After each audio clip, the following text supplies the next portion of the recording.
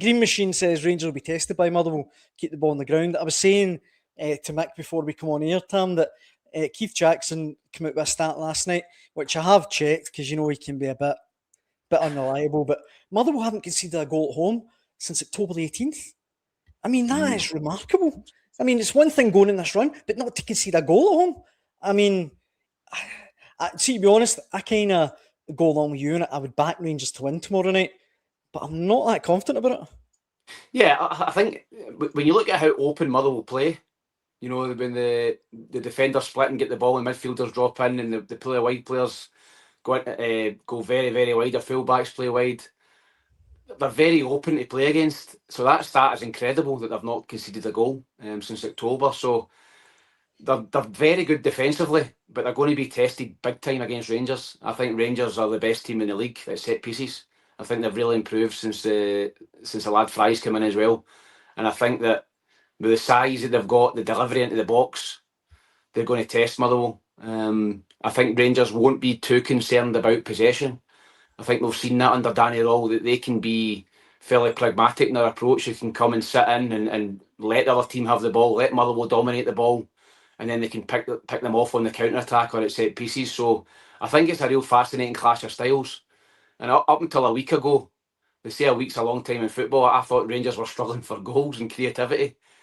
And then they've scored 13 goals in 2 games. So that's going to breed confidence throughout the whole club. The strikers, the midfield players scoring assists, and they're going to get into the game confident as well. So not only tomorrow night, Hearts Hibs is going to be a belter I'm looking forward to watching, but that Motherwell Rangers game's a cracker as well. And I did say it was tomorrow, and I've already been pulled up for it in the comments. It's, of course, Wednesday, so I'm on fire today, guys. So it's going well. But Mick, how do you see Motherwell against Rangers? Who do you think will come out on top? It's a cracking game. It's like you say, it's contrasting styles. Motherwell, I mean, I think Motherwell are the best team to watch this season in the league. I think they've been terrific. I've seen them in the flesh a few times now, and if I'm not watched them in the flesh, I'd go and look it out to watch them, because they're really, really impressive.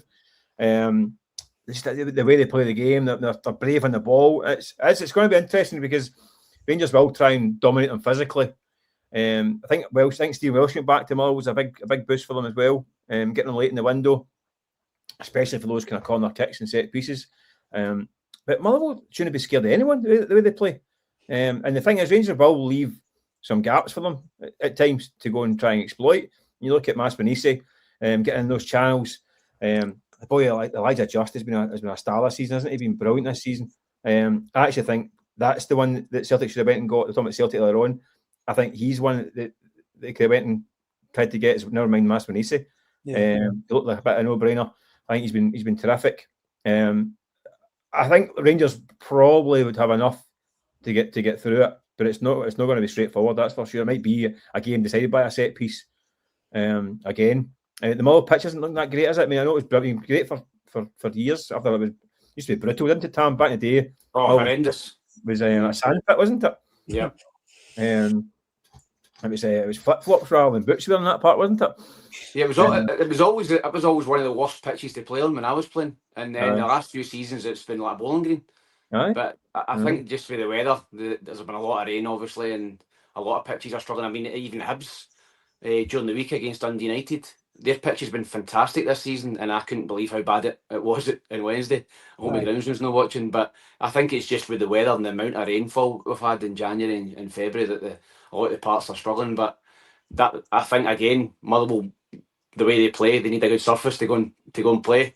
Aye. And if it's bobbly and if it's soft and heavy, I don't think that'll suit Motherwell as much as it would suit Rangers. Yeah, I might be throwing you under the bus here, but Big Shug in the comments says, "Is Watt still injured for Motherwell?" I have to admit that I'm not. He is still injured. Aye. He's a miss as well. He's a miss. He's been absolutely superb this season as well. I was frantically googling it to see if he was fit. Yeah. Unfortunately for the Hull, he's out. Right, before I move on to the very last thing, guys, give me a score. How's it going to go? Motherwell Rangers. Oh, I'll go for 2. I'll go for 2-1 to Rangers. I think they'll just edge it. Mick? I think 1-0. Yeah, I think a scrappy 1-0. Get out of dodge, win for Rangers, I think. Although I wouldn't listen to me. The last time I cooped up was probably before the last time Motherwell lost a goal at Fir Park. It's been a while. So, said the caution in my predictions, that's for sure. I'll go for a draw. We'll go one each. But I think it will be a fascinating game. I was saying to Mick earlier, I was taken aback by not just how they beat Celtic at New Year, but the way they beat them. They really outplayed them. They were so impressive.